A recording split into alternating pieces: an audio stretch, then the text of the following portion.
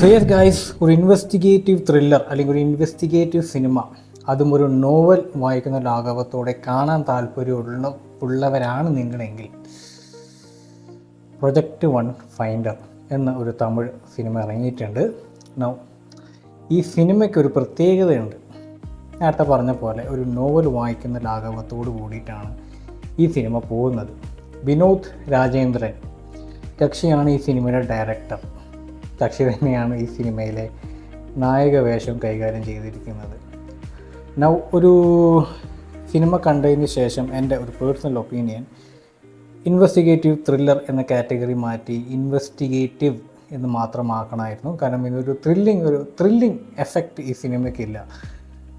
ഒരു എന്താ പറയുക, ഒരു കേസ് സോൾവ് ആക്കുന്നു, ആ ഒരു ഈസി ഗോ, ലൈക്ക് നമ്മുടെ ഷെർലോക്ക് ഹോംസോ അല്ലെങ്കിൽ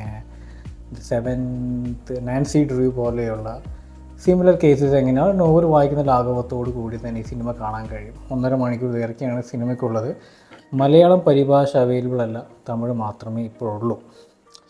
നൗ സിനിമ എങ്ങനെയുണ്ട് എന്ന് ചോദിച്ചു കഴിഞ്ഞാൽ, ഒരു ലോ ബഡ്ജറ്റ് സിനിമയുടെ ഫീലിംഗ് എപ്പോഴൊക്കെയോ തോന്നിപ്പോകും.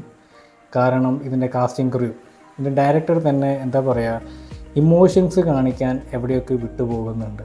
കക്ഷി തന്നെയാണ് നായിക കഥാപാത്രം ഹാൻഡിൽ ചെയ്യുന്നതുകൊണ്ട് എന്തോ കുറ്റമായിട്ടല്ല, ഇമ്പ്രൂവ്മെൻറ്റ്സ് ചെയ്യാൻ ഇഷ്ടം പോലെ റൂംസ് ഉണ്ടായിരുന്നു. കക്ഷിക്ക് ഇമോഷൻസ് കാണിക്കാൻ ഇഷ്ടം പോലെ റൂംസ് ഉണ്ടായിരുന്നു. ആൻഡ് എന്താ പറയുക, കഥയുടെ ഉള്ളിൽ ചെന്നിട്ട് കുറച്ചും കൂടി ഒന്ന് എക്സ്പാൻഡ് ചെയ്യാമായിരുന്നു ഒരു ഫീലിംഗ് എനിക്ക് തോന്നി.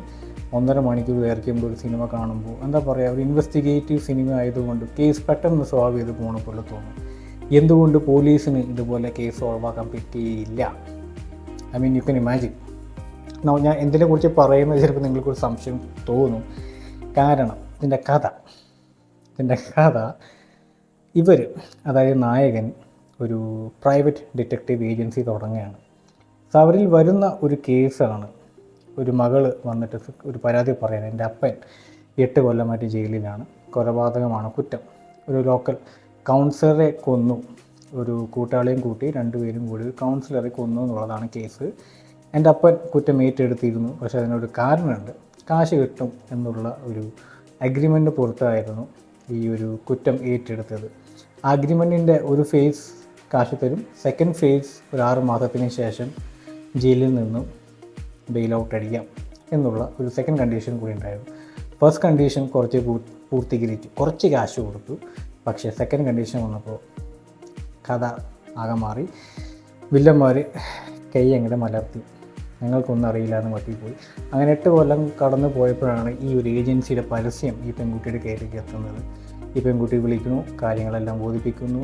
പ്രൈവറ്റ് ഡിറ്റക്റ്റീവ് ഏജൻസി അവർക്ക് മനസ്സിലാകും ഇതിൽ എന്തൊക്കെയൊക്കെ കഴമ്പുണ്ട്, ഈ പെൺകുട്ടി ഇങ്ങനെ നോണൊന്നും പറയത്തില്ല, നമുക്കൊന്ന് കേസ് അന്വേഷിച്ച് നോക്കാം. അങ്ങനെ അവർ ഇറങ്ങിത്തിരിക്കുമ്പോൾ കേസ് അൺസോൾവ് ആവുന്നു. ഇല്ല, ഞാൻ ഒന്നാമത്തെ ഒരു കാര്യം പറഞ്ഞത്, എനിക്ക് ദഹിക്കാത്തൊരു കാര്യം, ഇതിൽ നായകൻ്റെ ഇമോഷൻസ് കാണിക്കുന്ന ഒരു ഫീലിംഗ്, ദേഷ്യം വന്നാലും സങ്കടം വന്നാലും സെയിം മുഖഭാവം തന്നെയാണ് കക്ഷിയിൽ കാണിച്ചു വെച്ചിരിക്കുന്നത്. That was so strange.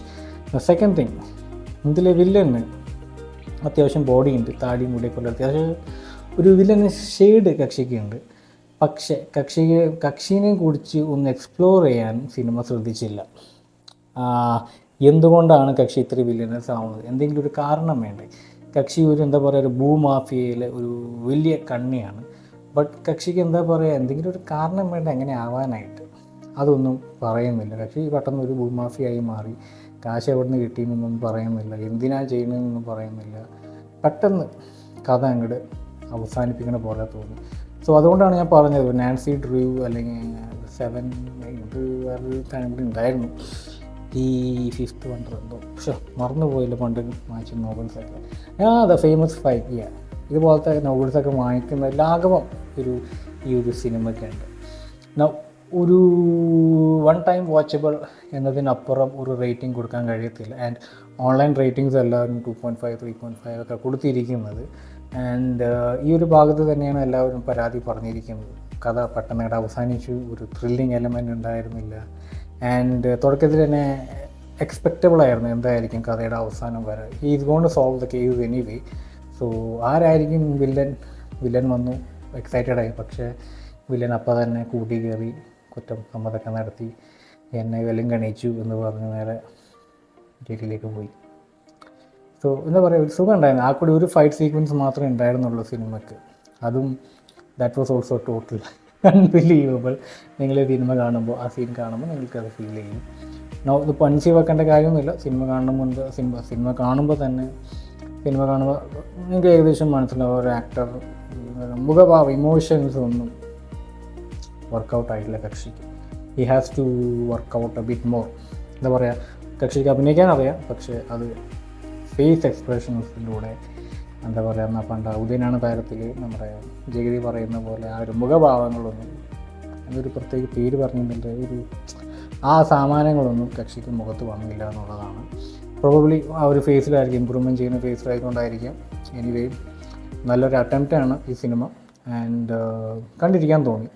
And എന്താ പറയുക, സിനിമയുടെ പകുതിയായപ്പോൾ ഒന്ന് ബാക്ക് ഔട്ട് അടിക്കാനോ ഒന്ന് നിർത്തി പോകാനോ ഒന്നും ഫീൽ ചെയ്തില്ല. So I weighted till the end. So അത്രയ്ക്ക് വലിയ ബോറിംഗ് ഒന്നുമല്ല, എന്നാൽ അത്രയ്ക്ക് വലിയ ത്രില്ലിംഗ് ഒന്നുമല്ല. ഒരു നോർമൽ സിനിമ കാണുന്ന ലാഘവത്തോടെ കണ്ടു തീർക്കാൻ പറ്റും നല്ലൊരു സിനിമ. ആൻഡ് ഇഷ്ടപ്പെട്ട ഒരു കാര്യം 1.5 മണിക്കൂറേ ഉള്ളൂ. അങ്ങനെ വലിപ്പിച്ച് അങ്ങനെ ദീർഘിപ്പിച്ചില്ല. കാരണം ഈ ഒരു കഥ സ്ട്രെച്ചബിൾ ആകണമെന്ന് പറഞ്ഞാൽ കുറേ എലമെൻറ്റ്സ് ഉണ്ടെങ്കിൽ കൂടിയും അത് എക്സ്പ്ലോർ ചെയ്യാണ്ട് തന്നെ പെട്ടെന്ന് അവർ അവസാനിപ്പിച്ചു. അതിന് നന്ദി. അല്ലാതെ ഈ എലമെൻറ്റ്സ് ഒന്ന് എക്സ്പ്ലോർ ചെയ്യാൻ 2.5 മണിക്കൂർ ദൈർഘ്യത്തിൽ ഇങ്ങനെ പാട്ടൊക്കെ കയറ്റി വെച്ചിട്ട് ഇങ്ങനെ വലിപ്പിച്ച് കഴിഞ്ഞാൽ പിന്നെ നിർത്തി കണ്ട് ഇറങ്ങി പോരാൻ തോന്നും. സോ നല്ലൊരു സിനിമ, പ്രൊജക്റ്റ് 1 ഫൈൻഡർ. കാണാൻ താല്പര്യമുള്ളവർക്ക് കാണാം, അല്ലാത്തവർക്ക് സ്കിപ്പ് അടിച്ച് അടുത്ത സിനിമ റിവ്യൂവിലേക്ക് കിടക്കാം, എന്നിട്ട് അത് കാണണം എന്ന് തീരുമാനിക്കാം. So as usual guys, catch you guys in next movie review. And cinema കണ്ടിട്ടുണ്ടെങ്കിൽ തീർച്ചയായിട്ടും നിങ്ങളുടെ അഭിപ്രായങ്ങൾ താഴ്ച കമൻസിൽ എഴുതുക. So that I know I should improve my review or not. കാരണം എനിക്ക് തോന്നിയ ഒപ്പീനിയൻസ് തന്നെയാവും നിങ്ങൾക്ക് വന്നതെന്നുള്ളത് അറിയാനുള്ളൊരു ആകാംക്ഷ എനിക്കുണ്ട്.